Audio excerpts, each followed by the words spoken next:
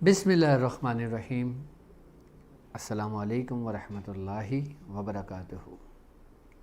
میں اپنے تمام معزز اپنے ہم سفر ساتھیوں کو، اپنے پیر بھائیوں، اپنے مریدوں، اپنے شاگردوں اور اپنے عقیدت مندوں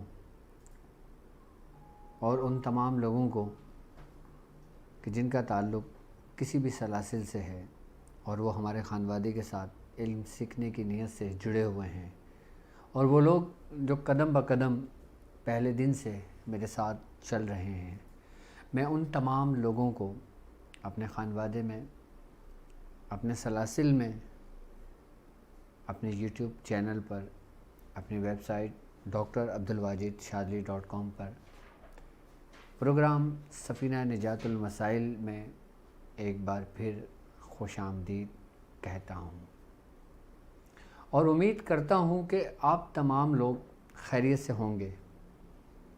الحمدللہ ہمارا یہ کارواں اپنی 36ویں ایپیسوڈ کے ساتھ اپنی منزل کی طرف بہت تیزی سے بڑھ رہا ہے، اور یقیناً سفینہ نجات المسائل میں آپ کے مسائل اور ان کے حل کے لیے ہم یہاں موجود ہیں۔ آپ ہمیں لائیو کال کر سکتے ہیں، آپ ہم سے اپنے مسائل شیئر کر سکتے ہیں، امراض چاہے روحانی ہوں، امراض چاہے جسمانی ہوں، ہم اس کا طریقہ کار علاج بتاتے ہیں، اس کا حل بتاتے ہیں، اور پھر آپ لوگوں کی دعائیں ہمیشہ ہمارے ساتھ رہتی ہیں۔ تو یقیناً سفینہ نجات المسائل اسٹارٹ کرنے سے پہلے ہمارا کوئی نہ کوئی ایک خاص موضوع ہوتا ہے جو آپ کی رہنمائی کے لیے ہوتا ہے۔ آج ہم بات کریں گے یہ اروما تھیراپی کیا ہے۔ کیا آپ لوگوں نے کبھی اروما تھیراپی کے بارے میں سنا ہے؟ کیا آپ لوگوں نے اروما تھیراپی کے بارے میں پڑھا ہے؟ اور یہ سب سے پہلے اس کی ابتدا کہاں سے ہوئی؟ یقیناً اگر اروما تھیراپی کی میں بات کرتا ہوں تو اروما تھیراپی خوشبوؤں سے علاج کرنے کے طریقے کو کہتے ہیں، یعنی کہ ہماری صحت پر خوشبوؤں کے اپنے اثرات ہوتے ہیں۔ اب خوشبوؤں سے ہم ان موذی امراض کا علاج کس طرح کر سکتے ہیں؟ کیا خوشبوؤں سے علاج ممکن ہے؟ کیا خوشبوؤں کے ذریعے ہم خود اپنا علاج کر سکتے ہیں؟ کیا خوشبوؤں کے ذریعے ہم اپنا روحانی اور جسمانی علاج کر سکتے ہیں؟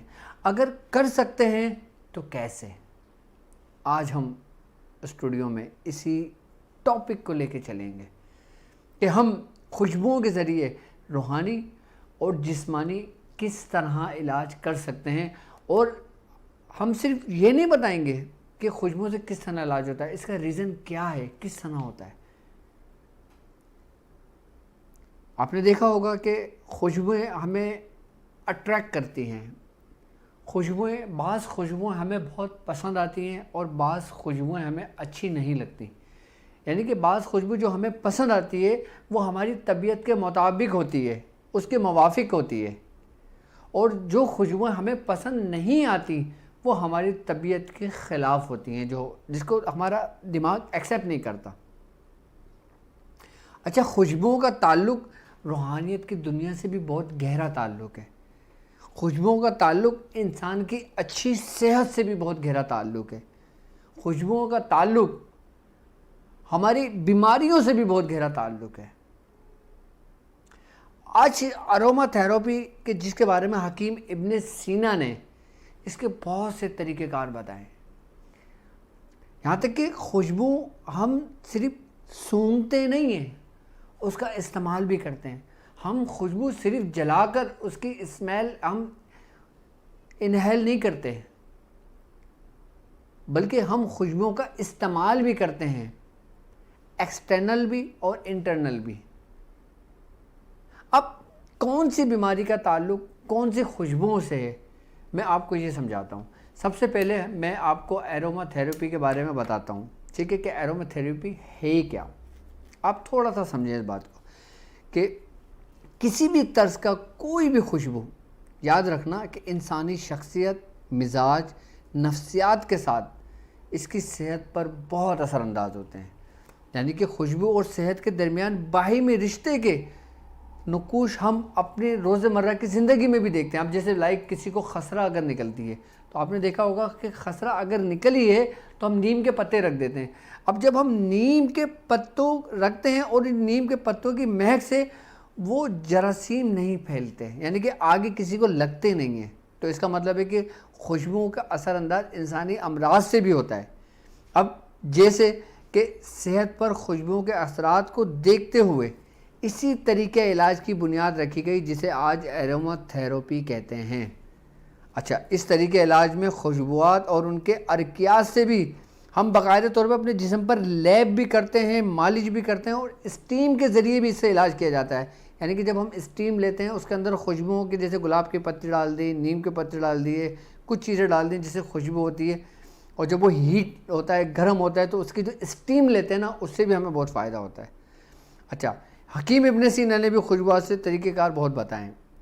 اگر میں اروما تھراپی کی اگر میں بات کرتا ہوں تو ان میں خوشبوؤں کو صرف سونگا ہی نہیں جاتا، بلکہ ان خوشبوؤں سے باقاعدہ طور پہ تیل نکال کر اس کے مختلف طریقوں پہ ہم اپنے جسم پہ اپلائی کرتے ہیں، ہم جسم پہ استعمال کرتے ہیں.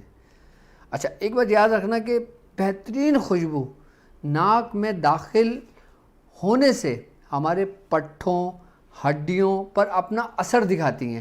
بعض جیسے ہم پھولوں کی اگر ہم بات کرتے ہیں، اور بعض ہم فروٹ کی خوشبوؤں کی بات کرتے ہیں، بعض ہم جڑی بوٹیوں کی خوشبوؤں کی اگر ہم بات کرتے ہیں، تو جب ہم اس کو سونگھتے ہیں تو باقاعدہ طور پر ناک کے ذریعے ہمارے پٹھے اور ہمارے ہڈیوں پر اثر انداز ہوتے ہیں. اچھا، اور بعض خوشبوئیں دماغ کے ذریعے ہمارے اعصابی نظام کو بھی بہتر بناتی ہیں. اچھا، خوشبو کے جو مالیکیولرز ہوتے ہیں نا، وہ دماغی خلیوں پر، احساسات اور جذبات پر بھی اثر انداز ہوتے ہیں. تو اب یہاں تک اگر دیکھا جائے کہ خوشبوئیں، اب مثال کے طور پہ اگر ہم گلاب کی خوشبو کی اگر ہم بات کرتے ہیں، گلاب کے پتیوں کی خوشبو کی اگر ہم بات کرتے ہیں، تو اب گلاب کی خوشبو، اب گلاب کی اگر ہم تاثیر کو سب سے پہلے دیکھتے ہیں تو یہ ٹھنڈک ہے. یعنی کہ اس کی تاثیر جو ہے نا ایسی ہے کہ اس کو جب خوشبو کا ہم گلاب کو سونگھتے ہیں تو سب سے پہلے یہ ہمارے نروس سسٹم پہ جا کے اٹیک کرتی ہے. یعنی کہ ہمارے نروس سسٹم کو، اس کے فعال کو درست کرتی ہے، بہتر کرتی ہے. ہمارے جسم میں ایک ہلکی سی ٹھنڈک سی اور ایک سرور سی کیفیت ہوتی ہے گلاب کے پھول کو، اور وہ جو سرخ گلاب ہو، جس کو ہم بعض اوقات شادی بیاہوں میں استعمال کرتے ہیں، سہرے میں لگاتے ہیں، اور ہم اس کو میت میں بھی گلاب کی پتیوں کا استعمال کرتے ہیں خوشبوؤں کے لیے، کیونکہ وہ اچھی لگتی ہے انسان کی روح کو، اس کے جسم کو، اس کے نروس سسٹم کو. اس لیے ہم گلاب کی پھولوں کا، پتیوں کا استعمال کرتے ہیں. اب مثال کے طور پر اب ہم ان خوشبوؤں کے ذریعے ہم بیماریوں کا علاج کس طرح کریں گے؟ ہم ان پھولوں کی خوشبوؤں سے، اب جیسے مثال کے طور پہ کسی شخص کو بخار چڑھتا ہے، اچھا، اور بخار اپنی شدت اختیار کر جاتا ہے، تو مریض کے کمرے کے اندر اگر گلاب کے پھول کا ایک بنچ رکھا جائے، گلاب کے پھول کا ایک بکے رکھا جائے، تو اس کی خوشبو سے ہمارے جسم کا جو درجہ حرارت ہے وہ مدھم پڑنے لگتا ہے، وہ کم ہونے لگتا ہے، کہ جس سے ہمارے بخار کو فائدہ ہونے لگتا ہے. ہمارے جسم میں ہونے والی کمزوریوں کو گلاب کی خوشبو بہت اثر انداز کرتی ہے. یعنی کہ جب ہم گلاب کی خوشبو کو سونگھتے ہیں، یا جب ہم گلاب ایسی جگہ بہت سارے کمرے کے اندر گلاب پھیلے ہوئے ہوں، اور جب ہم گلاب کے اندر اس کمرے میں داخل ہوتے ہیں، تو جب سانس لیتے ہیں ناک کے ذریعے، تو وہی خوشبو سب سے زیادہ اثر انداز ہوتی ہے ہمارے دماغ پر، اس کے بعد ہوتی ہے ہمارے پٹھوں اور ہڈیوں پر، کہ جس سے ہمارے اندر ایک توانائی، ایک قوت سی آتی ہے، ایک اچھا سا فیل ہوتا ہے. یعنی کہ اگر کسی کو غصہ آ رہا ہو، غصے کی کیفیت ہو، اور اگر وہ گلاب کی خوشبو کو سونگھ لے تو اس کا غصہ جو ہوتا ہے نا، وہ بالکل اپنے لیول پہ آنے شروع ہو جاتا ہے. یعنی کہ اب میں اگر یہ کہوں کہ خوشبوئیں آپ کے جسم کے بننے والی کیمیکلز جو ہوتے ہیں نا اس پہ بھی اثر انداز ہوتے ہیں. یعنی کہ اب جسم میں جس کیمیکل کی ضرورت ہے جیسے سیروٹونین ہے، جیسے ڈوپامائن ہے، تو ہم ایسی خوشبوؤں کے ذریعے ان کیمیکل کی افزائش کو بھی بڑھا سکتے ہیں بنا میڈیسن کھائے اور بنا انجیکٹ کیے ہوئے کچھ یا کوئی بھی چیز کیے ہوئے، ہم صرف خوشبوؤں کے ذریعے. اچھا اب میں بات کرتا ہوں روحانی علاج کی.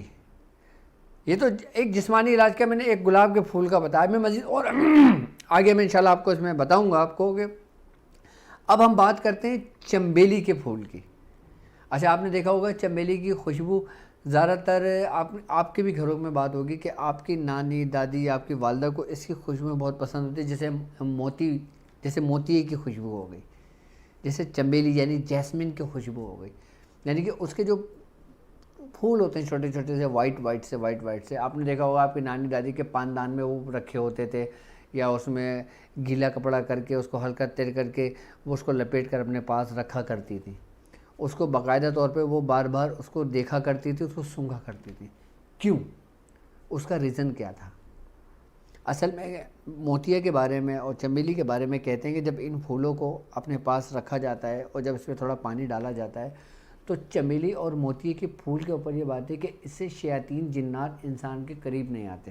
یعنی کہ اگر کوئی شخص آسیب زدہ ہو اس کے پاس ان پھولوں کو رکھ دیا جائے تو اس کو سکون ملتا ہے. کیوں؟ کیونکہ موتیا اور چنبیلی پر جو نیک جنات ہوتے ہیں ان کا بسیرا ہوتا ہے. وہ اس کی خوشبو سے اٹریکٹ ہوتے ہیں اور باقاعدہ اس کی خوشبو کی طرف مائل ہوتے ہیں. جس جگہ پہ جس گھر میں آپ نے دیکھا ہوگا رات کو ہمارے بڑے بوڑھے منع کرتے تھے کہ بھائی اس گلی میں چنبیلی کا درخت اس گھر میں لگا ہوا ہے تو کوشش کرنا کہ وہاں سے نہ گزرو. آپ نے سنا ہوگا. کیوں؟ کیونکہ اس خوشبو پہ جو عاشق ہوتے ہیں نا وہ نیک جنات ہوتے ہیں. وہ کسی کو تنگ و پریشان نہیں کرتے بلکہ وہ محافظ ہوتے ہیں اس خوشبو کی جس کو وہ امانت خوشبو اس پھول کو اللہ تبارک تعالیٰ نے نعمت کے طور پہ عطا کی ہے. وہ خوشبو جو جنات جسے مائل ہوتے ہیں متاثر ہوتے ہیں. اب مثال کے طور پہ رات کو منع کرتے تھے بڑے بوڑھے آپ کے، ہمارے بھی بزرگان دین، ہمارے بھی بڑے بوڑھے جو ہماری نانی نانا دادی دادا تھے وہ باقاعدہ طور پہ منع کرتے ہیں کہ رات کے وقت تم نے کوئی چنبیلی نہیں توڑنا، تم نے موتیا نہیں توڑنا، تم نے گلاب نہیں توڑنا، تم نے یہ پھول نہیں توڑنا، تم نے گیندے کے پھول نہیں توڑنا. کیوں منع کرتے تھے؟ وہ اسی لیے منع کرتے تھے کہ ہماری انسانوں کے ساتھ ساتھ وہ مخلوقات جو ہماری نظروں سے اوجھل ہیں وہ باقاعدہ طور پہ خوشبوئیں جہاں پر ہوتی ہیں وہاں پہ نیک جنات اور نیک چیزیں وہاں پر موجود ہوتی ہیں. یہاں تک فرماتے ہیں، یہاں تک کہتے ہیں کہ وہ بزرگوں کی نیک ارواحیں وہ بھی باقاعدہ طور پہ وہاں سے گزرگاہ بنتی ہیں کہ جس جگہ پہ پھول اور جس جگہ پہ خوشبوؤں کا بسیرا ہوتا ہے. کیوں؟ کیونکہ خوشبوئیں آپ کے روح کی بنیادیں تک ہلا دیتی ہیں.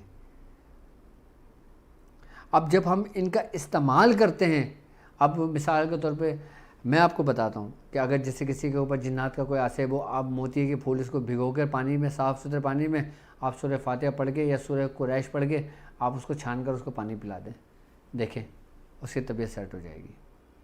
اگر جو نافرمان بچے ہوں، اگر کوئی بہت زیادہ شریر بچے ہوں، بہت زیادہ بچے ضدی ہو جاتے ہیں، بچے بہت زیادہ ضدی ہونے کے ساتھ ساتھ بچے رونے لگتے ہیں، بہت زیادہ رونے لگتے ہیں نظر بد کی وجہ سے، شیطانی اثرات کی وجہ سے، یا حاسدین کی حسد کی نظر کی وجہ سے، یا کوئی کسی تقریب میں اگر کوئی آئے ہم نے بچوں کو لے کے بچوں کو دیکھا اس پہ نظر لگ گئی، اب وہ رونا شروع کر دیا، جب گھر تک آئے تو رونے لگا. تو اس کا بھی بہترین طریقہ یہی کہ جب پانی آپ بوائل کریں اس میں تھوڑے سے گلاب کی پتیاں ڈال دیں، تھوڑے سے موتیاں ڈال دیں، اس کو پکائیں، اس کو چھانیں، اس پانی سے بچے کو نلا دیں. اس بچے کے انگ انگ سے نظر ایسے نکلے گی کہ جس سے اس کے جسم کے اوپر سے پانی گر رہا ہوتا ہے، ایسے بہہ جاتی ہے. یعنی کہ اس کی نیگیٹیوٹی کو ختم کرنے کے لیے اس طرح بھی ہم خوشبوؤں کا استعمال کر سکتے ہیں۔ اچھا، بعض لوگ آپ نے دیکھا ہوگا کہ بعض لوگ بالوں کے اندر کوئی چمیلی کا تیل کا استعمال کرتا ہے، کوئی موتی کے تیل کا استعمال کرتا ہے، کوئی مختلف خوشبوؤں کا استعمال کرتا ہے، جیسے کوئی آملہ کی خوشبو کا استعمال کرتا ہے، جیسے کوئی بہڑا کی خوشبو کا استعمال کرتا ہے۔ ان قسم کی مختلف خوشبوؤں سے باقاعدہ طور پر جو نیک جنات ہوتے ہیں، جو وہ مخلوقات جو ہماری نظروں سے اوجھل ہوتی ہے، جس جگہ پہ وہ خوشبو لگائی جاتی ہے، جیسے مثال کے طور پر میں نے اپنے بالوں میں لگائی اور بال میں نے باندھ لیے، میں نے تاج پہن لیا، میں نے ٹوپی پہن لی، یا میں نے امامہ باندھ لیا، یا میں نے کچھ بھی پہن لیا۔ اچھا، یہ میری حفاظت بھی ہو گئی، یہ میرا حصار بھی ہو گیا، میری حفاظت بھی ہو گئی۔ اب میں اس حالت میں کسی گندگی کی جگہ سے گزرتا ہوں جو میری راہ میں ہوتی ہے، یا میں کسی ایسی جگہ سے گزرتا ہوں جس جگہ پہ آلریڈی جادو سے متاثر جگہ ہوتی ہے، یا جس جگہ آسیب ہوتے ہیں، یا جس جگہ بسیرا ہوتا ہے، اگر میں اس جگہ سے گزر جاتا ہوں تو میں حصار میں ہوں۔ اچھا، میں نے ابھی کچھ پڑھا نہیں ہے، میں نے کوئی کلام الہی نہیں پڑھا، لیکن میں نے اس عمل کے ذریعے جو پریکٹیکلی ہے اس کے ذریعے میں محفوظ ہو گیا۔ یہ ایک طریقے سے پورا حصار بھی بن جاتا ہے انسان کا۔ اچھا، حضور کریم صلی اللہ علیہ وآلہ وسلم کو خوشبوئیں بہت پسند تھی۔ آپ باقاعدہ تیل کا استعمال کیا کرتے تھے اپنے بالوں میں، آپ باقاعدہ عطر کا استعمال کیا کرتے تھے، آپ باقاعدہ خوشبوؤں کو پسند کیا کرتے تھے، آپ باقاعدہ خوشبوئیں لگانے کا حکم دیا کرتے تھے۔ اور اگر ہم مسواک کی اگر ہم بات کرتے ہیں تو بعض مسواک میں بھی خوشبو ہوتی ہیں، جیسے نیم کی مسواک لے لیں، جیسے مختلف درختوں کی چھال سے جو مسواک بنائی جاتی ہے ان کی بھی ایک الگ خوشبو، ایک اپنی تاثیر ہوتی ہے۔ اب سب کے اثرات، سب کی تاثیر الگ الگ ہوگی، یعنی کہ کسی کی خوشبو انسان کے معدے کو درست کرتی ہے، کسی کے انسان کے دماغ کو درست کرتی ہے۔ اب مسواک جب ہم چباتے ہیں تو یقیناً جب ہم چباتے ہیں، جب ہم اپنے دانتوں میں مسواک کرتے ہیں تو اس کی خوشبو اور اس لکڑی کی تاثیر ہمارے اندر کی جو بیماریاں ہیں وہ دور کرتی ہیں، کہ جیسے حدیث میں ہمیں ملتا ہے، جسے ہمیں حدیث کے اندر ہمیں ملتا ہے، یعنی کہ خوشبوؤں کا ایک الگ یہ آروما تھراپی، یہ بہت بڑا، یہ سمندر کے مانند ہے۔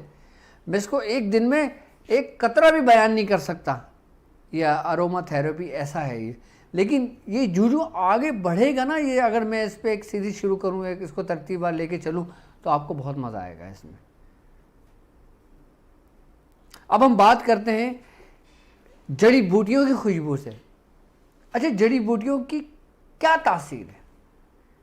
کہ جڑی بوٹیاں جو ہوتی ہیں اس کی جو خوشبو ہوتی ہیں وہ ہماری پڑھائی، ہمارا روحانی سفر میں ہمیں کامیاب کرنے میں کتنا پرسنٹ ہاتھ رکھتی ہیں، یعنی کتنا پرسنٹ ہم کو کامیاب کرنے کی تاثیر اور صلاحیت رکھتی ہیں۔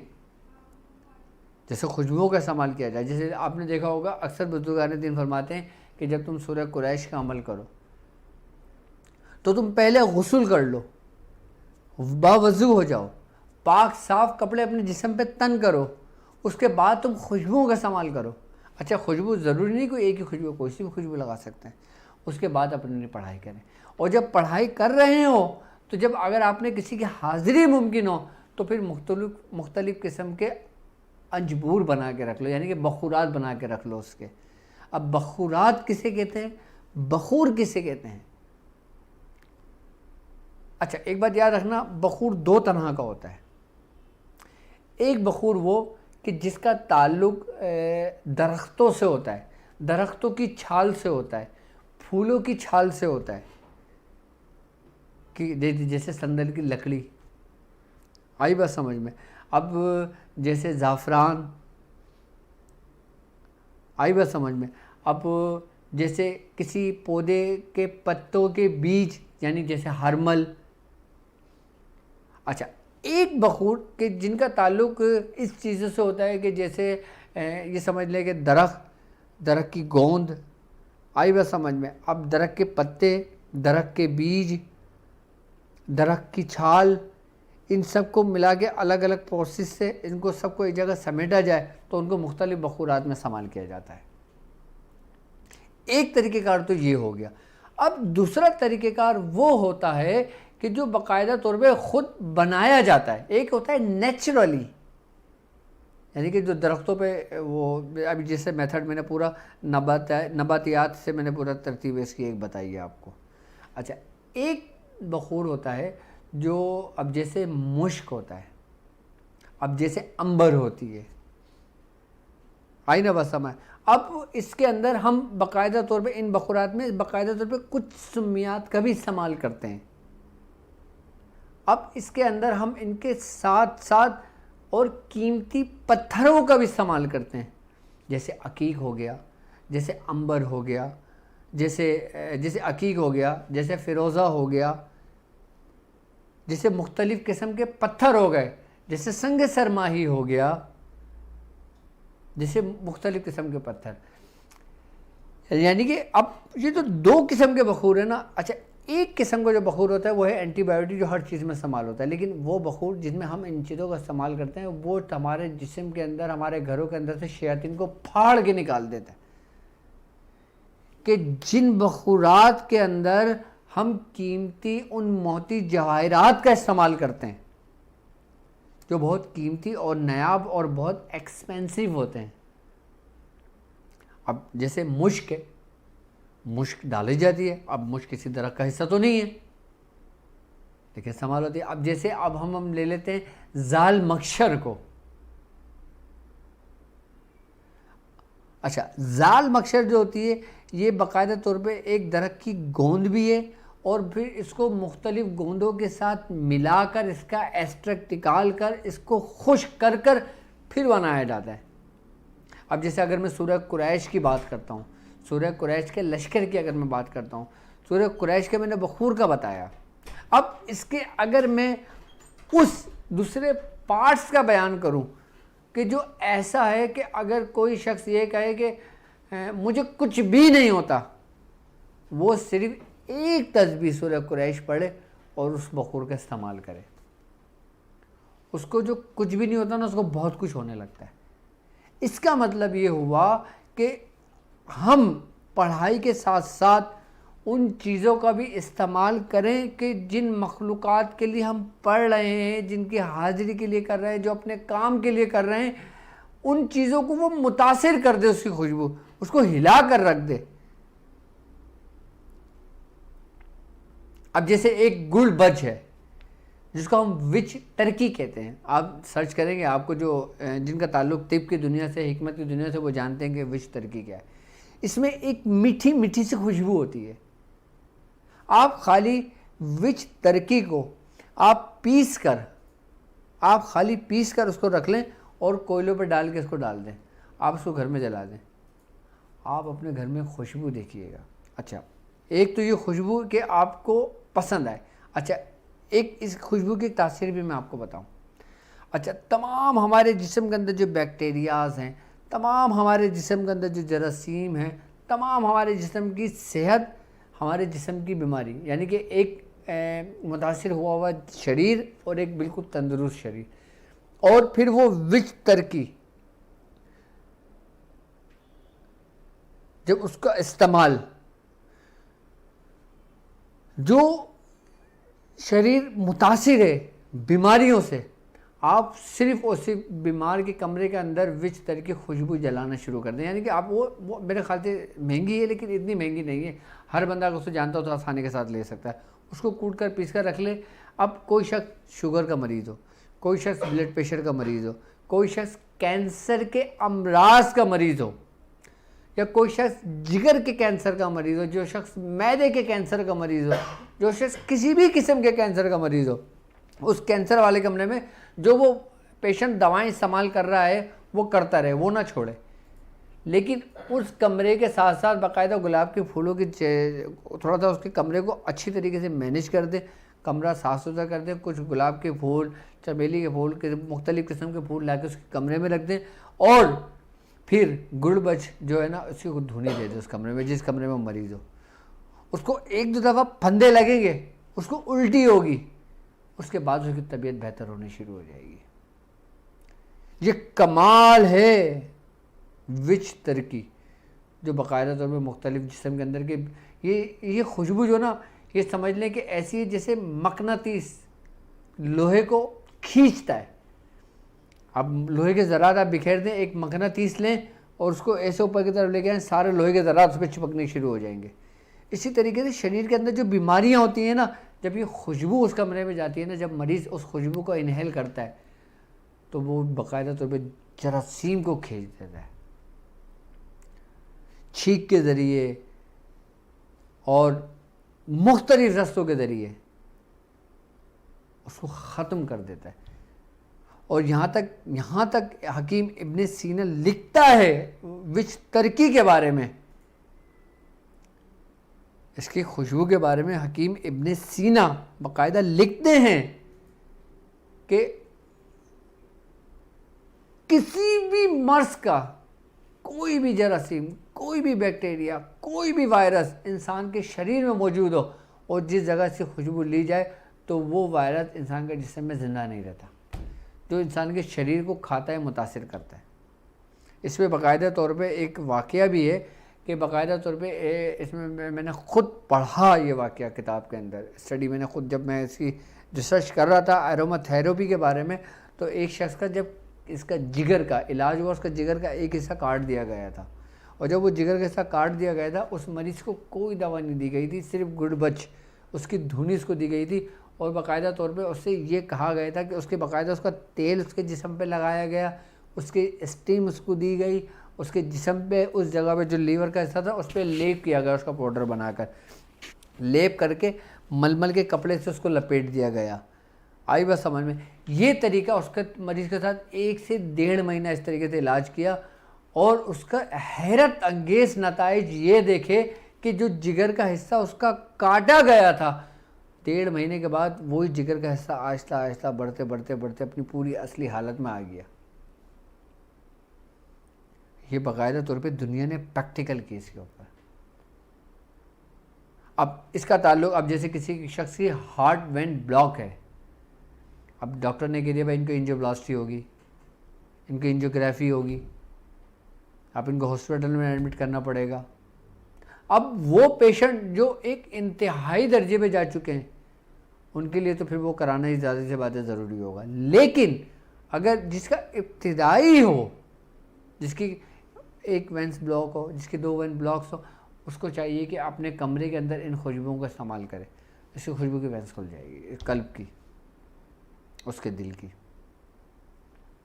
جس شخص کا بلڈ پریشر ہائی رہتا ہے وہ اپنے گھر کے اندر، اپنے کمروں کے اندر خوشبوؤں کا استعمال کرنا شروع کر دیں۔ آپ دیکھیں میں بھی UAE گیا تھا ابھی جو میرا روحانی دورہ تھا، تو ماشاءاللہ الحمدللہ میرے بزرگوں کی نظر سے، دعاؤں سے روحانی دورہ بہت کامیاب رہا، اور میں شکریہ ادا کرتا ہوں اپنے ان مریضوں کا اور اپنے ان ساتھیوں کا کہ جن لوگوں نے میری ہر طرح سے خدمت کی، میرا خیال رکھا ہر چیز کا، کہ جس میں ہمارے کافی میرے مریدین بھی شامل ہیں، میں ان تمام کا شکریہ ادا کرتا ہوں۔ اور ماشاءاللہ Oman, Muscat, Kuwait, Europe, UK، India, یہاں تک کہ بنگلہ دیش تک سے لوگ اسپیشلی مجھ سے ملنے کے لیے آئے تھے UAE۔ اور میری دعائیں ان تمام لوگوں کے لیے ہے کہ جن لوگوں نے مجھ سے ملنے کے لیے، سلسلے کی اجازت لینے کے لیے، سلسلے کا فیض لینے کے لیے ایک جگہ سے دوسری جگہ سفر کر کے ہمارے اور اپنے بزرگوں کی سنت ادا کی، اور میں دعا کرتا ہوں کہ اللہ تبارک تعالیٰ اس سنت کی برکت سے ان کے تمام مسائل حل فرمائے، اور جس مقصد کے لیے بھی جو لوگ آئے اللہ تبارک تعالیٰ اس میں ان کو کامیابی عطا فرمائے۔ تو آروما تھیراپی اگر میں اس کو اور مزید بیان کروں تو یہ ایک بہت وسیع چیپٹر ہو جاتا ہے، تو اس میں گل یاز بھی ہے، چمیلی بھی ہے، مش بھی ہے، عنبر بھی ہے، لیکن اسٹیپ بائی اسٹیپ بات کریں کیونکہ ٹائم بہت تیزی سے نکلتا ہے، اور ٹائم بہت تیزی سے نکلتا ہے، وقت کا پتہ نہیں لگتا کہ وقت کس طرح گزر گیا اور کیسے گزر گیا۔ اب ہم لائیو کال لے لیتے ہیں۔ جی السلام علیکم۔ وعلیکم السلام ورحمۃ اللہ۔ جی ڈاکٹر صاحب خیریت سے ہیں؟ جی الحمدللہ۔ کون اور کہاں سے بات کر رہے ہیں؟ جی حضرت میں آپ کا مرید شاہشان انڈیا سے بول رہا ہوں جی. جی جی، کیسی طبیعت ہے آپ؟ جی حضرت طبیعت ناساز چل رہی ہے جی حضرت, آپ سے دعا کی درخواست ہے. جی حضرت مجھے یا کہارو کے وظیفے کی اجازت چاہیے, میں کافی پریشان ہوں. آپ کے اجازت سے میں 313 مرتبہ سورہ قریش پڑھ رہا ہوں جی. صحیح ہے, بالکل میری طرف سے آپ کو اجازت ہے. یا کہارو حضرت صاحب نے بتایا تھا میاں حضور نے کہ جب پریشانی سے نکلنے کے لیے یا کہارو کا وظیفہ کرنے سے ہاں ہاں پریشانی بالکل دور ہو جاتی. بالکل بالکل, آپ پڑھ سکتے ہیں, میری طرف سے آپ کو اجازت ہے. اوکے چلیں, اب جی دوسرے حضرت. بھائیوں کو بھی ٹائم دیں, کیونکہ آج ہمارا سفیرہ نجات المسائل آج سمجھ لیں. پھر ان شاء اللہ تعالی رمضان ٹرانسمیشن تو ہماری ہوگی, اور میں اپنے ہم سفر ساتھیوں کو اور تمام ان لوگوں کو جو لوگ میرے ساتھ اس روحانی سفر میں شامل ہیں, ان تمام کو میں ایڈوانس میں رمضان کی مبارکباد پیش کرتا ہوں.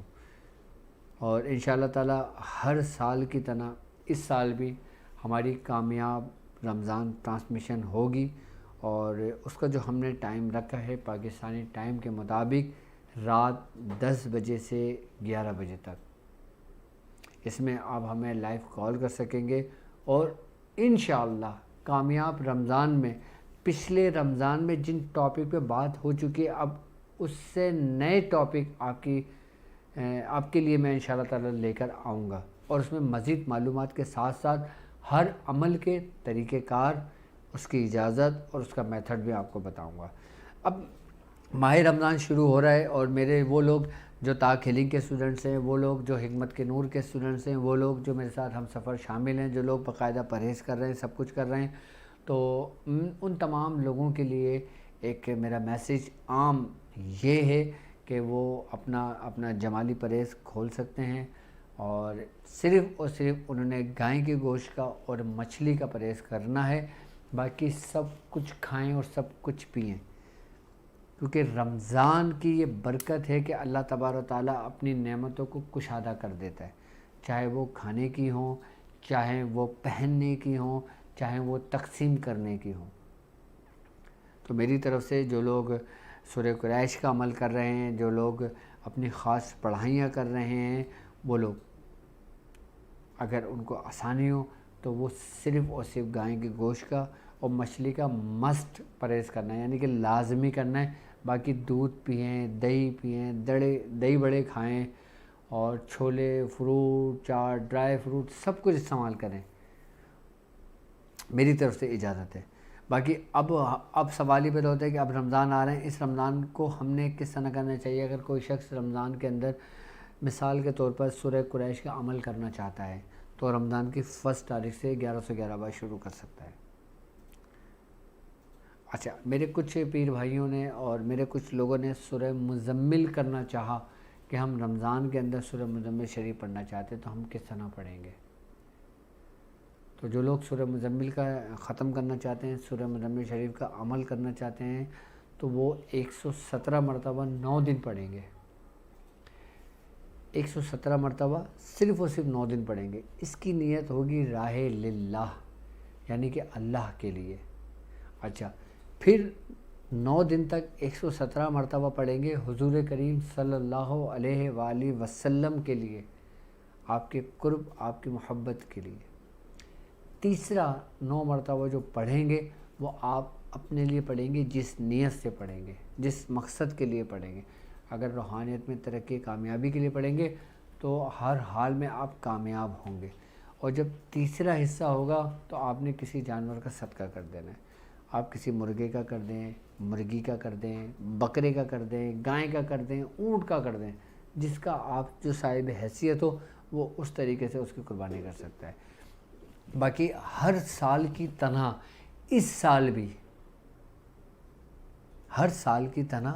سال بھی ہمارا سسٹم یعنی شاذلی اسلامک سینٹر آپ کے لیے اس دفعہ لایا ہے نیکی ود شاذلی اسلامک سینٹر, کہ جس کے اندر آپ اپنی نیکیوں کو شامل کر سکتے ہیں, اپنے ہی بھائیوں کے لیے, اپنی ہی بہنوں کے لیے, اپنے ہی ان ہم سفر ساتھیوں کے لیے جو آپ کے ہم سفر ہیں، جو روحانی سفر میں ساتھ چل رہے ہیں۔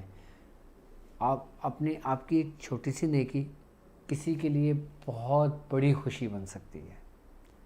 آپ کی ایک چھوٹی سی نیکی، چاہے وہ صدقے کی صورت میں ہو، چاہے وہ خیرات کی صورت میں ہو، چاہے وہ زکوٰۃ کی صورت میں ہو، چاہے وہ کسی کی مدد کرنے کی صورت میں ہو، چاہے وہ کسی بھی مد میں ہو، وہ ایک چھوٹی سی نیکی آپ کے روزے بھی کامیاب کر سکتی ہے، آپ کے رمضان بھی کامیاب کر سکتی ہے، آپ کی عبادتوں کو بھی کامیاب اور قبول اور مقبول بارگاہ کر سکتی ہے۔ ضروری نہیں کہ ہمارے ہر اعمال مقبول بارگاہ ہوں، لیکن وہ عمل جو کسی کی مدد کے لیے ایک چھوٹی سی نیکی کی صورت میں کی جائے، وہ مقبول بارگاہ ضرور ہوتی ہے۔ کیوں؟ کیونکہ اللہ تبارک و تعالیٰ جب کسی کی دعاؤں کو قبول کرنے کے لیے، جب کسی کی دعائیں قبول کرنا چاہتا ہے تو اللہ تبارک و تعالیٰ اسے صدقے کی ہدایت دے دیتا ہے، یعنی کہ وہ صدقہ کرنے لگتا ہے، وہ خیرات کرنے لگتا ہے۔ اگر تم اپنے مال کو محفوظ کرنا چاہو، اگر تم چاہو کہ تمہارا مال جلنے سے محفوظ رہے، تم چاہو کہ تمہارا کاروبار آج 1 کروڑ کا ہے تو اگلے ماہ 2 کروڑ کا ہو جائے، تو تم اپنے مال کی زکوٰۃ ادا کر دو۔ اس میں کوئی شک نہیں کہ آنے والے سال میں تم 2 کروڑ کے مالک بنو۔ اور انہی کو صحیح اور مستحکم لوگوں تک پہنچانے کے لیے ہم نے یہ سلسلہ شروع کیا ہے، نیکی وتھ شاذلی اسلامک سینٹر، یعنی ڈاکٹر عبدالواجد شاذلی کے ساتھ۔ اچھا، اس میں ہمارا انڈیا کا اکاؤنٹس نمبر بھی مینشن ہے، اسکرین پر آپ کے آ رہا ہوگا، اور اس کے علاوہ ہمارا شاذلی اسلامک سینٹر ہمارا آفیشیلی اکاؤنٹ نمبر بھی آ رہا ہوگا کہ جس میں آپ لوگ اپنی فیس بھی جمع کراتے ہیں۔ اور اس میں محمد واجد جو کہ ہمارے فیصل بینک سے ہے وہ بھی آپ کے سامنے شو ہو رہا ہوگا۔ اس کے علاوہ جو لوگ پے پال یوز کرنا چاہیں، جو یورپ میں رہتے ہیں، دوسرے ممالک میں رہتے ہیں، وہ پے پال لنک بھی یوز کر سکتے ہیں، اور جو لوگ ادر کنٹریز کے ہوں وہ دوسرا بینک اکاؤنٹ بھی یوز کر سکتے ہیں۔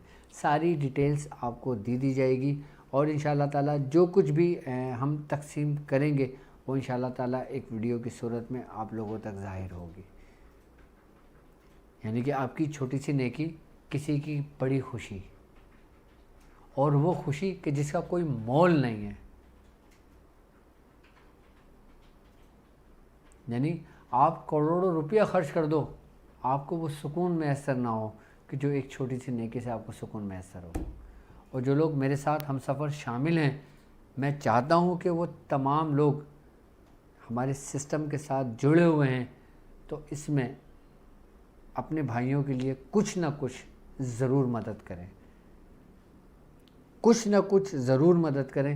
جو لوگ آپ کے ہم سفر ساتھی ہیں، جو پورے سال آپ کے ساتھ قدم با قدم چل رہے ہیں، جو اس کے مستحق ہیں، آپ ان کی مدد کے لیے اپنا کچھ حصہ، زیادہ نہیں، کچھ حصہ آپ اس میں ڈال دیں، تاکہ ان مستحق اور آپ کے بھائیوں کے کام آ سکیں۔ کیوں؟ کیونکہ اس کے سب سے زیادہ حق آپ کے قریبی ساتھیوں کا ہے۔ تو انشاءاللہ تعالیٰ یہ سلسلہ بھی ہمارا جاری رہے گا نیکی کا، اور اس میں ہم بڑھ چڑھ کر اس نیکی کے کام میں حصہ لیں گے، اور ہم اس نیکی کو آگے پھیلائیں گے، ہم اس نیکی کے دیے کو روشن کریں گے، اور اس کی روشنی، اس چراغ کی روشنی، اس نیکی کے چراغ کی روشنی آپ ہیں، کیونکہ آپ لوگ جتنا زیادہ جڑیں گے اس کی روشنی اتنی پھیلے گی، اور میں چاہتا ہوں کہ یہ روشنی دنیا بھر میں پھیلے۔